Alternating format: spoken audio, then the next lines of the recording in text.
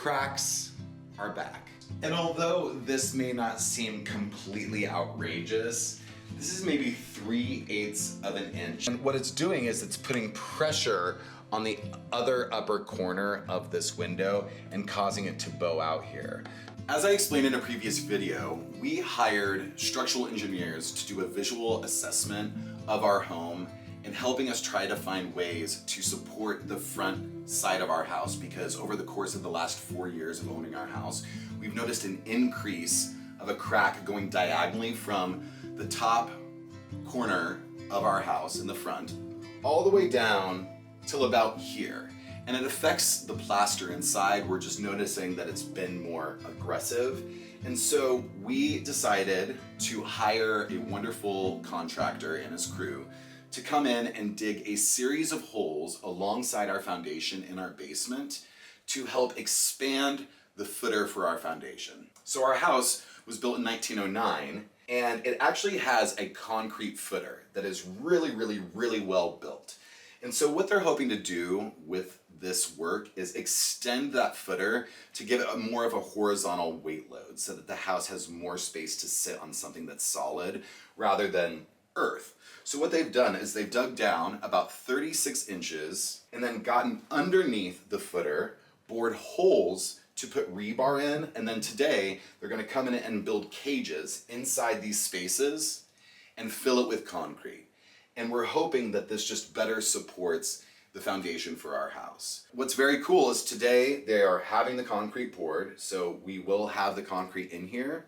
And then what's also interesting is with these new piers, what they're going to do is they're actually going to put vertical posts which sit on top of these piers that can handle the load, and they're going to put 2 of them in, and they're actually going to reduce weight off of the foundation from the interior joists in the house, which will hopefully, give it a lot less weight on this wall so that it doesn't have as much need to support more structure. And so hopefully it decreases the rate of movement. 1 hole, 2 hole, 3 hole, and 4. So one of the first points of concern we noticed was this porch pillar. And you can see here where these beams have been painted and now it's brown. That's because the porch pillar is actually shifting outward, like the Tower of Pisa. And so it's pulling away. And so what the outside pier is supposed to do is it's supposed to help support the front side of that so it doesn't continue to fall forward. Thoughts and prayers, please.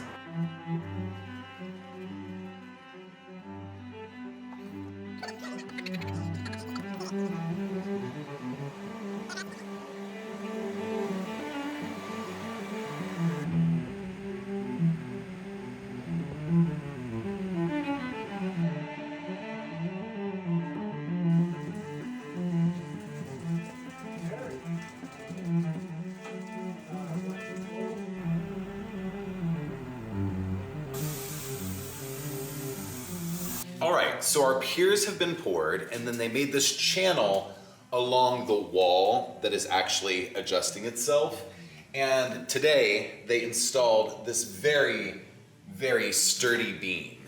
And it's going to then be jacked up and lifting weight off of the outer foundation wall. What's interesting about this though is that this joist right here is much higher than many of the other joists. And it is because of something that's kind of wild. Let me introduce to you our structural beadboard wall. So this is a beadboard wall that was there for compartmentalizing different parts of the basement. It was never meant to be structural, and it looks like it's bearing weight down. Well, what's happened is the beadboard wall is holding up the joist, and the joist is no longer sitting on the foundation. So the other joists, the floor joists, are lowering, but that one is not. That one is sitting on this wall. So this afternoon when I got home from work, I was greeted with the news that I will be removing my beadboard wall, which includes much of the organization in the other workshop space. So all of this has to be taken down now. We're gonna make it better. It was just a year ago that I redid this workshop and studio space, And now we get to do it again, which is very exciting. And hope you'll stay along with me for the ride. Let's get to taking down what I did before. Lights.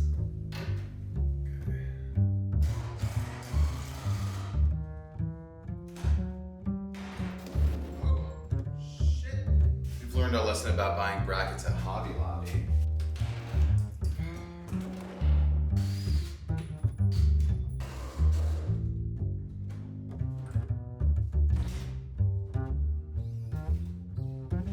Built you a good shelf. Rose, I think a year ago today, I finished building this whole thing out and filming that episode.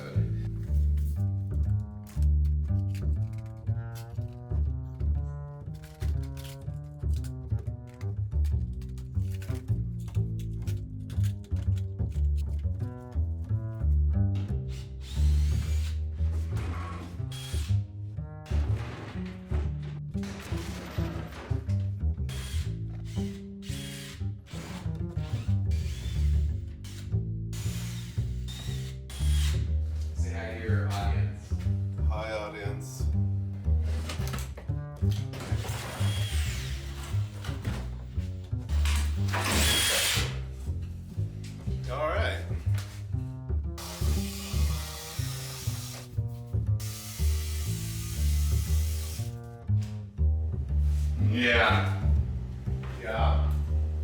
It's putting so much pressure down on the jig, it's like bending it. Yeah. Like, what I predicted. Wow. That is so much downward pressure that it's going straight now. Yeah.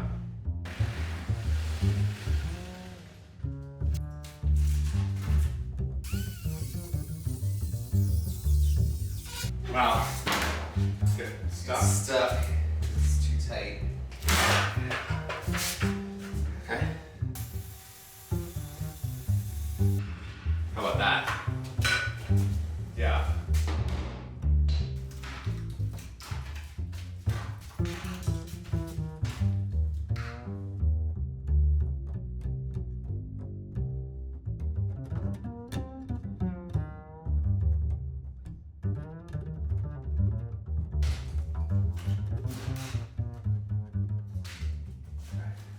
It is the next day, and the work that we did last night was actually very encouraging. I'm feeling really good about this, actually. Like, the opening of the space feels really fresh, and it feels like it's actually doing something really good. So, here's the next thing. In addition to our structural beadboard wall, we have this wall here, which separates this space from what we've referred to in the past as the canning room. It was probably the old coal room when this had a coal furnace. And this wall is, all of these back boards on here are 1x8s, like old growth 1x8s. I don't think there's even a knot in them, but they're all painted up. And they make what this wall is. And it additionally has to come out. So I'm gonna clean off this whole thing, and then we're gonna start dismantling this section.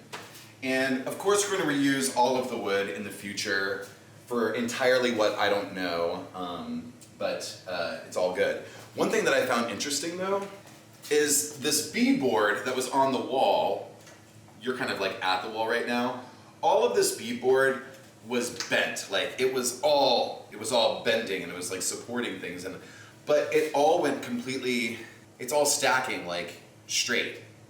The bends have relieved themselves immediately. It's not like it's stuck in that position, which that just goes to show you how amazing old growth wood is and why we're going to reuse this beadboard.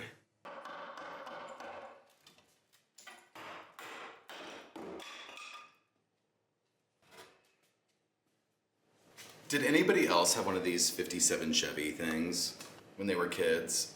I couldn't get rid of mine. It's missing one of its little doodads, but it's just, and it still works, but I couldn't get rid of it. Of all the things I've gotten rid of, I have my 57 Chevy radio. At least I have eye protection. I need hand protection, and then probably ear protection.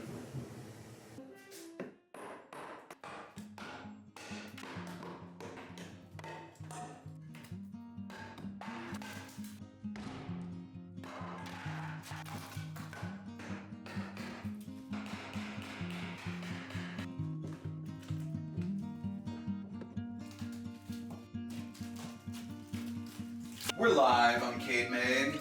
All right, go for something. That's good, that's good.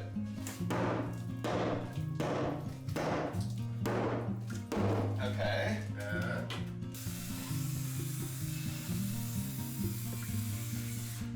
Oh, hold on. Yeah.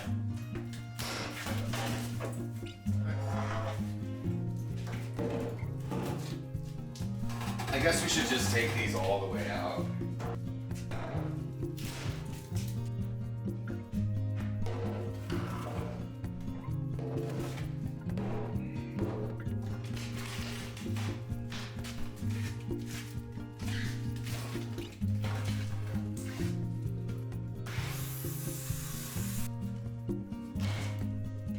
So how I imagine is this line here is the outside of this wall. Ish. Ish. Doesn't have to be perfect. Ideally we use tap cons and stuff like that. Do we have tap cons? We do.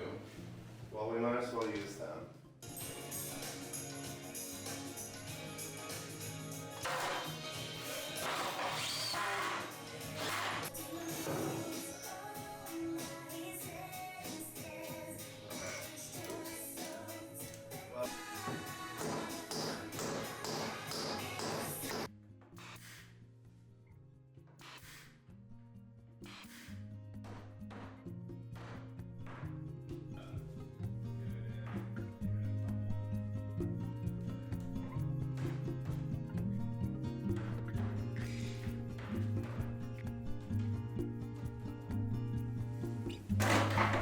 It's getting a little shorter.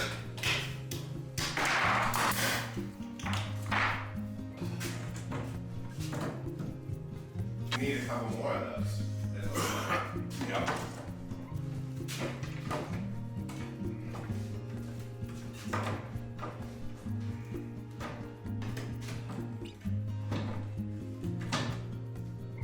That's amazing.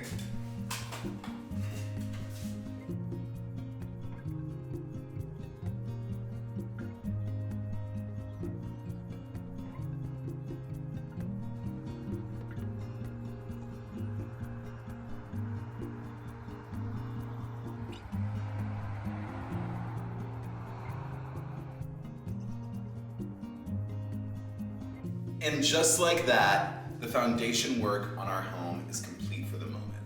This week, our crew came in and they hoisted up the beam that they brought in with cedar posts and bottle jacks, not unlike this one, and essentially leveled out the floor joists on the first floor foyer space of our home. And that did several things. The first thing, and the main thing, is that they used our floating piers that they poured, 5 yards of concrete in total, and 4 separate holes on our foundation, and relieved the pressure off the exterior foundation. Additionally, what it did was it leveled out some of the unevenness in our foyer space, which I'm going to show you in a second. When I was speaking of the structural beadboard wall, that was actually causing an issue upstairs, and I'm going to show you that right now. So right here essentially used to be like a speed bump. It was a legitimate bump in the floor that almost everybody who walked through this threshold noticed. It was just one of those things that when we bought the house, we were like, well, I guess there's a bump there, you know, the foundation settled and whatnot. Well, the bump was exactly where the beadboard wall was.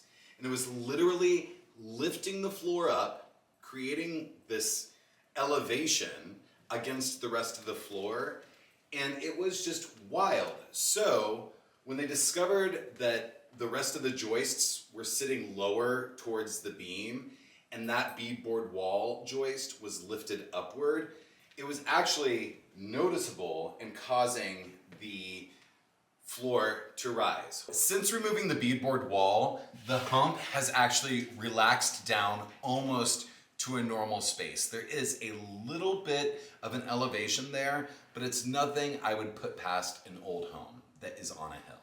It's totally okay. And over time, we'll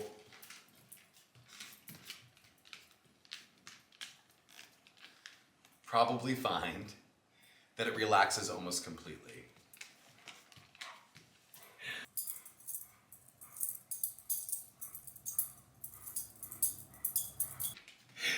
So we're super excited. So we're super excited about that. Like, it's just a major thing. As well as it feels more solid. The stairs feel more solid. Like, they used to creak so much when you were walking down them, and now it's just more or less a normal staircase. My mom literally has joked, she's like, a teenager could never live here because you couldn't sneak out of the house, because when you walked down the staircase, it was like a haunted house. It was creak, creak, creak. Well, now, I mean, it's legitimately old. It's 116 years old almost. It's just kind of like the way it is, but we're so stoked about it. It's just kind of like an amazing progression. And in other amazing progressions, the effect of taking these two walls out has elevated the space so much, it really feels legitimately like an operable working space. I think minimizing the clutter and just keeping things full of potential is probably the best way of moving forward, just considering we've finished up this foundation work. What's very cool is that our crew said that if we ever wanted to use this wall for an elevated workspace or whatever, we could cantilever that off of these studs and it would be perfectly fine. So there is some use to this joist sort of support system that we can use in the future. But otherwise, the past few days, I have taken the time to really reevaluate where things are and restructure just the shape of this room, clean it up, and just kind of get it to a working operable space so that moving forward, we can just enjoy this and not worry about anything more for the time being. There are some repairs that need to be done, such as repairing the floor and painting it back all consistently gray. You can see these lines for where the rooms were subdivided. And we've done several different, this is probably the most featured space on Cade Made so far. I mean, at one point there was a hot tub in here. Another point, we were deconstructing that and just using it as a storage space. And then coming through this past year and making it into a studio workshop. And this is just a progression of that. And at first, that progression was kind of frustrating because I had just finished that, but the overall effect of these changes is really inspiring to me, and it really does feel like we've opened up the way we can look at using this space rather than being held to what we thought we were going to use it for. And I'm open to improvisation, but it was a little shocking to have to take out these walls and reorganize the way I'm doing the tools, but it's all worth it in the end. And speaking of tools, I'm going to take you into the tool room and just show you how we're working that space right now and how we're using it. So in terms of organization, I basically took all of our tools that were piled up in here after we decided to take out the wall and I needed to just get everything out of there. And I subdivided everything the best I could and essentially made bins for each grouping of items. So this just has the staple gun, staples, everything's here. We can kind of look and see because the containers are clear and decide what we need at the moment. I'm going to go into further organization of these and take out most of our most used things and have them out for our use. But other than that, this is working so far. It's super helpful to just have things in bins. That is a great starting point, and I don't think that I need to do much more for the moment. We'll work on that over time. This is not a situation where we need to worry about this too much. You know, we'll just get along with it. We'll figure it out over time. We'll figure out what's most used. I've reworked the nuts and bolts department into this area, and it has these panels which I can bring down. Probably won't do that much, but it's the nuts and bolts department. Over here is the charging station and a place where you can get your drill bits, straight edges, quick grab things, small tools that are battery operated or corded. This area is sort of our lesser used tool area. completely useful still, and we just have a lot of things that we may not use all of the time, but we'll use them in the future. So we don't really need to focus too much on organizing this more. It's more about the things that we use a lot of the time. Almost every job requires a saw that we do in this house. This area is just our main saws. We can take them, we can put them on a table in here, make our cuts, or take them outside, but I wanted these things to be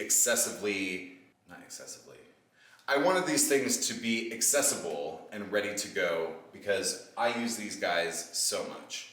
And then accessories to go with those above. The main area of the basement feels really, really good. It actually feels smaller now that the room is bigger, but this was essentially the biggest room in the house, and now it's the biggest room in the house. But all of the things that I had done before fit directly in place, and it just feels really, really, really nice. We have a lot of plants from outside that we bring in for the winter, so they stay in the bay window area where it gets light during the winter. And then this table is for not only socializing, but also doing projects where we want to sit down. And I'm just so stoked about this. It really does change everything to have this space more open, and I can't explain to you enough how good it is. Even though my hesitancy at the beginning was large, we have progressed further. We feel much better about this. One thing that sort of cracks me up is the lighting worked throughout, even not adjusting it at all when we took out the walls, but all of these lights just simply stacked so nicely in my little zigzag pattern. And I did not do that intentionally. I did not think room to room that was the direction it was going. It just kind of ended up that way. These work lights are awesome too, because I can adjust them for how much light I need, so I can turn off a couple lights. Maybe every other one, and it just makes it a little bit more livable and available for smaller, more dim times, whatever that means. But I like the fact that I can adjust these lights around. In the future, there is still a lot of stuff that we could work on, including when we decide to do the electricity, when we can work up the funds to do that. These things are just there. That's part of owning an old house. So in closing of this video, I am just so proud of Mike and I and the support of our friends and family, especially my mom and dad, who are just always here for us when we have anxiety about these things, and they've just supported us so much. At the end of this, I feel like we are doing the best we can to preserve this home. And that means loving it and just continuing on. And some of the work that has to be done when you own a historic home is not glamorous. It's not stuff that you see. It's stuff that you feel. And feeling the structural integrity uncompromised now, and feeling the solidity, for example, of the staircase, it just warms my heart. And I truly, truly, truly, truly love the work that we're doing on this. We've done a lot of stuff ourselves. This is the first time that we have hired outside of our own work on our home. It's been 4 years, and it's just great to know that they have put so much heart into it, and they have made it feel so much better to live here. And I feel like now we can do things like start repairing the cracks in the walls and just seeing how things go and taking some measurements and seeing if the cracks persist. There is no right way of doing anything. There is just another way of doing things. And at the budget that we had and the things that we thought were best at this moment, this is what we've decided to go with. And in the future, we'll tuck point all of the brick on the exterior. You'll see me here. I'm gonna repair the plaster. We're gonna work forward with these things, but we're also gonna be able to be inspired to do more fun things throughout the house. So I'm very much looking forward to sharing that with you. Which brings me to why there's been a hiatus, which is not only because of this foundation work, but also I need this to be a journal, a video journal of creating our home, and also just creating in general, and just be a space where I can share what I'm doing. Because when it comes to making videos for YouTube and sharing my experience, when I get into the tutorial aspect of it, it doesn't feel like me. And I want this to feel like me, because this is Cape Made. This is about what I'm creating for me, as well as my partner and my life and my friends and everybody, but taking you along on a journey versus just sharing a project is more fun for me. And I feel like it will make video making a lot more straightforward and more consistent. So I'm very much excited about that. And had not so many people commented so many nice comments and sent me private messages just saying, where have you been? I hope everything's okay, I would not be here today. It's easy to go into YouTube and video making and be very excited at the beginning, and then as you get into it, you're just like, I'm making videos. Am I making videos for the views? Am I making it for whatever? And at the end of the day, it's literally just sharing and cataloging this time period of my life with my partner and Fargo and Kitty, and I just can't wait to take you along. And I'm gonna continue just sharing with you the process of living in an old home versus the big things, because there's always gonna be a project that's wonderful and big and inspiring, but the little things too, and just the touching earth aspect of this, you know, just being grounded and being happy. And I feel very happy and I feel very hopeful. So I'm excited to go on a new journey with you via Cade Made.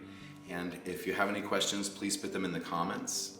Thank you so much again for everybody who has supported Cade Made and sent messages and just said wonderful things. It means the world to me, legitimately.